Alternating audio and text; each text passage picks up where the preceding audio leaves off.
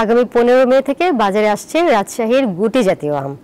রবিবার আম পাড়া ও বাজারজাতকরণের সময় ঘোষণা করেছে রাজশাহী জেলা প্রশাসন।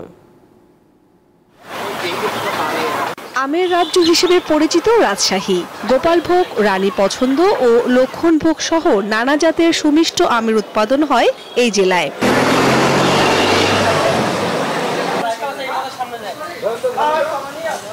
আগামী 15 মে থেকে গুটি জাতীয় আম পাড়া ও বাজারজাত শুরু হবে। গোপালভোগ, রানী পছন্দ ও লক্ষণভোগ জাতের আম বাজারে আসবে 25 মে থেকে। এছাড়া খিরসাপাত 30 মে, ল্যাংড়া 10 জুন, আম্রপালি ও ফজলি 15 জুন, বাড়ি 4 জাতের আম 5 জুলাই, আশিনা 10 জুলাই, গৌরমতি 15 জুলাই এবং ইলামতি আম পাড়া শুরু হবে 20 আগস্ট থেকে।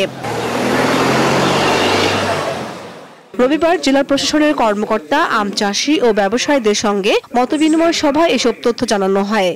20 আগস্ট থেকে ইলামতি, কাটিমন ও বাড়ি আম 11 সারা বছর পরিপক্ক হওয়া সাপেক্ষে বাজারজাত করা যাবে। এর বাইরে যদি কেউ কার্বাইড দিয়ে আম বাজারজাত করে রাজশাহীর দীর্ঘদিনের ঐতিহ্য এবং সুনাম ক্ষুণ্ণ করতে চান, তাদের বিরুদ্ধে প্রশাসনিকভাবে কঠোর ব্যবস্থা গ্রহণ করা হবে।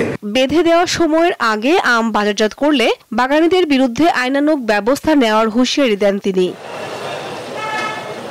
দীপ্ত, বার্তা কক্ষ।